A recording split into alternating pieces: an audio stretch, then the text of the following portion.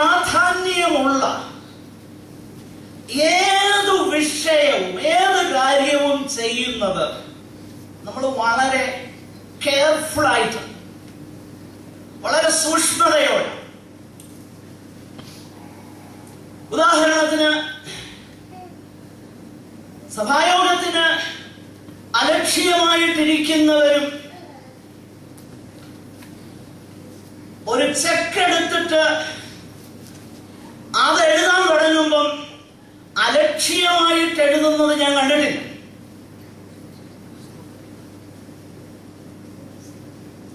പൈസ നൽകുമ്പോൾ ഒത്തിരി നോട്ട് ഇങ്ങനെ എണ്ണുമ്പം ഒന്നിന്റെ ഒപ്പം പറ്റിപ്പിടിച്ചിരിപ്പുണ്ടോ എന്ന് നോക്കുന്ന ഒത്തിരി പേരെ ഞാൻ കാണാറുണ്ട്. അങ്ങനെ ചെയ്യണം, കുഴപ്പമൊന്നുമില്ല. സൂക്ഷ്മതയോടെ നമ്മൾ ചെയ്യും. We are so careful about that. എന്തുകൊണ്ടാണ് നമ്മൾ അതിന് സൂക്ഷ്മത കൊടുക്കുന്നത്? It costs us. അത് നമുക്ക് വിലയുള്ളത് ഇല്ലേ? നമ്മൾ സൂക്ഷ്മതയോടെ ചെയ്യുന്ന ഒത്തിരി കാര്യങ്ങളുണ്ട്. നമ്മുടെ ജോലി, നമ്മുടെ വിദ്യാഭ്യാസം എന്ന് വേണ്ട നമ്മുടെ അപ്പിയറൻസ് വരെ ഇല്ലേ? എത്ര സൂക്ഷ്മതയോടാണ് നമ്മൾ ചെയ്യുന്നത് നമ്മുടെ അപ്പിയറൻസിനെ കുറിച്ച് അല്ലേ? അതുകൊണ്ടല്ലേ കഷണ്ടി ആകാന്നുണ്ടെ വിഗ് വെക്കണമെന്നുള്ള ചിന്ത വരും. നരയ്ക്കാൻ തുടങ്ങുകയാണെന്നുണ്ടെ ഓരോ മുടിയും എടുത്ത് ചെയ്യുന്നറിയോ കളർ. ഞാൻ അങ്ങനത്തെ ഇതിലല്ല. Go ahead, do it. No problem. See, that is important to us. നമ്മുടെ അപ്പിയറൻസ് നമുക്ക് ഇമ്പോർട്ടന്റ്. അതുകൊണ്ടാണ് ആ കാര്യങ്ങൾ നമ്മൾ വളരെ സൂക്ഷ്മതയോടെ ചെയ്യുന്നത്. സൂക്ഷ്മതയോടെ ചെയ്യും, സമയമെടുത്ത് ചെയ്യും. എന്നാൽ നമ്മുടെ ആത്മീയ ജീവിതം, നിത്യത നമുക്ക് ഇമ്പോർട്ടന്റ് ആണെങ്കിൽ ഈ ലോകത്തിലുള്ള സകലതിനേക്കാളും സൂക്ഷ്മതയോടെ കെയർഫുൾ ആയിട്ട് അതിനു വേണ്ട ഡ്യൂ വെയിറ്റ് കൊടുത്ത് ചെയ്യേണ്ട, സീരിയസ് ആയിട്ട് എടുക്കേണ്ട ഒന്നാണ് ക്രിസ്തീയ ജീവിതം. അത് നമുക്ക് ഇമ്പോർട്ടന്റ് ആണെങ്കിൽ we will take it so seriously. സൂക്ഷ്മത. അപ്പൊ ആത്മീയ ജീവിതം, ക്രിസ്തീയ ജീവിതം സൂക്ഷ്മതയോടെ ചെയ്യേണ്ട ഒന്നാണ്. കാരണം അത് വളരെ വളരെ വിലയുള്ളത്. നിത്യതയ്ക്ക് വേണ്ടി നമ്മൾ ഇപ്പോ ഒരുങ്ങുകയാണ്. എന്റെ പ്രിയരെ, നമ്മള് ജീവിക്കുന്നത് നിത്യതയുടെ വെളിച്ചത്തിലായിരിക്കണം. അടുത്ത ദിവസത്തെ കാര്യം എന്താ നമുക്കറിയത്തില്ല. ഇന്ന് രാത്രി നമ്മൾ ഉറങ്ങാൻ കിടന്ന് നാളെ എഴുന്നേൽക്കുമോ എന്നറിയത്തില്ല. അതുകൊണ്ട് നിത്യതയുടെ പ്രാധാന്യം മനസ്സിലാക്കി നമ്മുടെ ആത്മീക ജീവിതത്തിന് വേണ്ട പ്രാധാന്യം നമ്മൾ കൊടുക്കാനായി താല്പര്യപ്പെടും. ഇവിടെ ദൈവവചനം പഠിപ്പാൻ കടന്നു വന്ന നിങ്ങളെ ഓർത്ത് ഞാൻ ദൈവത്തെ സ്തുതിക്കുന്നു. വളരെ ക്ഷീണിപ്പിക്കുന്ന ജോലിയൊക്കെ ചെയ്തിട്ട് നിങ്ങൾ അതിന് പ്രാധാന്യം കൊടുക്കുന്നത് കൊണ്ടാണ് കടന്നു വന്നത്. നിങ്ങളെ ഞാൻ അഭിനന്ദിക്കുന്നു. ദൈവം നിങ്ങളെ അനുഗ്രഹിക്കട്ടെ. അപ്പോൾ we must take trouble over our spiritual life. സൂക്ഷ്മതയോടെ നമ്മൾ ചെയ്യണം. അങ്ങനെ സൂക്ഷ്മതയോടെ ജ്ഞാനികളായിട്ട് നമ്മൾ ചെയ്യുമ്പോൾ രണ്ട് കാര്യങ്ങൾ അതിന്റെ പരിണിത ഫലമായിട്ടുണ്ടാകും. ആ രണ്ട് കാര്യങ്ങൾ ഇവിടെ നമ്മൾ കാണുന്നു. ഒന്ന്,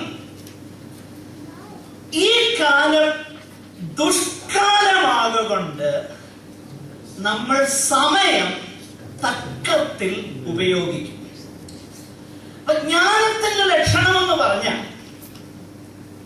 ദൈവം നമുക്ക് തന്നിരിക്കുന്ന സമയം, ദൈവം നമുക്ക് തന്നിരിക്കുന്ന അവസരങ്ങൾ, അത് ദൈവത്തിന്റെ ഹിതം ചെയ്യാനായി ഉപയോഗിക്കുന്നതാണ് ഏറ്റവും അനുഗ്രഹിക്കപ്പെട്ടതാകുന്ന അവസ്ഥ.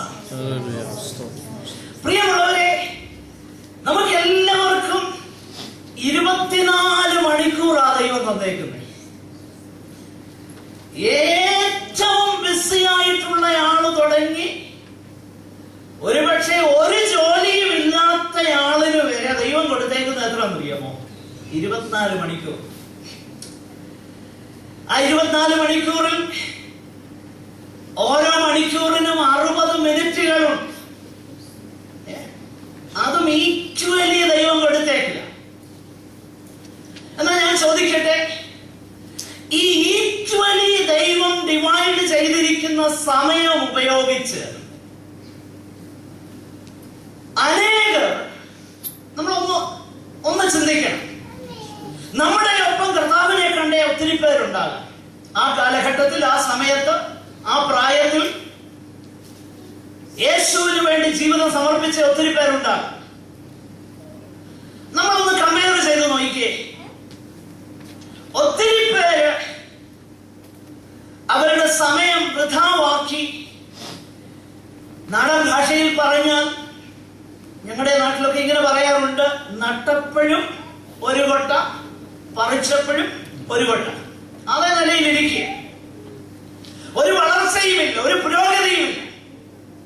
എന്നാൽ മറ്റു ചിലരെ കണ്ടിട്ടുണ്ട്, അവരൊത്തിരി പ്രോഗ്രസ് ചെയ്യും. എന്താണ് ഇതിന്റെ കാരണം? ഇതിന്റെ കാരണം മറ്റൊന്നുമല്ല, ഒരു കാരണമേ ഉള്ളൂ. നമുക്ക് ഓർക്കില്ല, ഈക്വലി ദൈവ സമയം തന്നു, ഈക്വലി അവസരങ്ങൾ തന്നു. ഇന്ന് ദൈവഹിതം ചെയ്തുകൊണ്ട് കർത്താവിന് വേണ്ടി നിലനിൽക്കുന്ന അനേക ഇടങ്ങളിൽ, ജോലി സ്ഥലങ്ങളിലാകട്ടെ എന്ന് വേണ്ട പല തുറകളിൽ നിൽക്കുന്ന അനുഗ്രഹീതരാകുന്ന ദൈവത്തിന്റെ മക്കൾ, അവർ അനുഗ്രഹിക്കപ്പെട്ടതിന്റെ കാരണം ദൈവം അവർക്ക് കൊടുത്ത സമയം അവര് നന്നായിട്ട് വിനിയോഗിച്ചു. പ്രിയമുള്ളവരെ, ഞാൻ ഈ കാര്യത്തെ കുറിച്ച് ചിന്തിക്കുമ്പോൾ, ഞാൻ വേസ്റ്റ് ചെയ്ത ടൈമിനെ കുറിച്ച് ഓർക്കുമ്പോൾ പലപ്പോഴും ഖേദം തോന്നാറ്. എന്നാൽ ഞാൻ ആഗ്രഹിക്കുന്നതാകുന്ന ഒരു കാര്യം, ദൈവം തരുന്നതാകുന്ന ഒരു മിനിറ്റും, ഇനി എത്ര മിനിറ്റ് ഉണ്ടെന്നോ, ആഴ്ചകളുണ്ടെന്നോ, മാസങ്ങളാണോ, ദിവസങ്ങളാണോ, മണിക്കൂറുകളാണോ, അതറിയില്ല, അൺസർട്ടനാണ്. പക്ഷെങ്കിൽ ആ മിനിറ്റുകൾ ഓരോന്നും ദൈവനാമത്തിന്റെ പുകഴ്ചയ്ക്കായിട്ട് ചിലവഴിക്കാനായിട്ട് നമ്മളൊരു തീരുമാനമെടുത്ത് ഇന്ന് കടന്നു പോകാം. കാരണം ഇനി എത്ര ദിവസം നമുക്കുണ്ടെന്ന് അറിയത്തില്ല എന്റെ പ്രിയരെ. ഇനിയും ലഭിക്കുന്ന നിമിഷങ്ങളോ, മിനിറ്റുകളോ, മണിക്കൂറുകളോ, ദിവസങ്ങളോ ആകട്ടെ, അത് ഞാൻ ദൈവഹിതം ചെയ്യാനായിട്ട് ഉപയോഗിക്കും എന്ന് ആഗ്രഹിക്കുന്ന വ്യക്തി ബുദ്ധിയുള്ളയാളാണ്. അപ്പോൾ ജ്ഞാനത്തിന്റെ ഒന്നാമത്തെ ലക്ഷണം, പ്രിയമുള്ളവരെ, എൻസൈക്ലോപീഡിയ ബ്രിട്ടാനിക്ക തലയിലുള്ളതല്ല. ഗുഡ്, അത് നന്നായിട്ട് മനസ്സിലാക്കാൻ കഴിയുമെങ്കിൽ നല്ല കാര്യം. പക്ഷെങ്കിൽ അതല്ല ജ്ഞാനത്തിന്റെ ലക്ഷണം. ദൈവവചന പ്രകാരം ജ്ഞാനത്തിന്റെ ലക്ഷണം, ദൈവം നൽകിയിരിക്കുന്ന ഈ അവസരങ്ങൾ നിത്യതയുടെ വെളിച്ചത്തിൽ ഓരോ നിമിഷവും ജീവിക്കുന്നതാണ് ജ്ഞാനത്തിന്റെ ലക്ഷണം. അത് നമ്മൾ മറന്നുപോകുക. രണ്ടാമത്, ഈ ജ്ഞാനികളുടെ മറ്റൊരു സവിശേഷത, അവര് ദൈവത്തിന്റെ ഹിതം തിരിച്ചറിയുമെന്നുള്ളത്. ആ ഭാഗം നമ്മൾ ശ്രദ്ധിച്ചാൽ ബുദ്ധിഹീനരാകാതെ കർത്താവിന്റെ ഇഷ്ടം ഇന്നതെന്ന് ഗ്രഹിച്ചുകൊള്ളു. നമ്മൾ പലപ്പോഴും ഇങ്ങനെ പറയാറുണ്ട്, ഓ അത് ബുദ്ധിയുടെ പരമാണ്, ഇല്ലേ? അയാൾ ബുദ്ധി എന്ന് പറയുന്നത്. പക്ഷെ എന്റെ ഈ ദൈവം തന്നേക്കുന്ന ഈ പുസ്തകം പറയുകയാ, ബുദ്ധിഹീനരാകരുത്, ബുദ്ധിയുള്ളവരാകണം. അപ്പൊ ബുദ്ധിഹീനതയല്ല നമ്മെ കുറിച്ച് ദൈവം ആഗ്രഹിക്കുന്നത്, നമ്മൾ നല്ല ബുദ്ധിയുള്ളവരാണ്. പ്രിയമുള്ളവരെ, നമ്മുടെ ഇടയിൽ ഒരു ചിന്തയുണ്ട്. പൗലോസ് ഒരിക്കൽ ഇങ്ങനെ പറഞ്ഞു, ഞാൻ ആത്മാവ് കൊണ്ട് പാടും, ബുദ്ധി കൊണ്ട് പാടും. ആത്മാവ് കൊണ്ട് പ്രാർത്ഥിക്കും, ബുദ്ധി കൊണ്ടും പ്രാർത്ഥിക്കും. അപ്പൊ നമ്മുടെ ചിന്ത, പൗലോസ് അതേതാണ്ട് വലിയ പാപം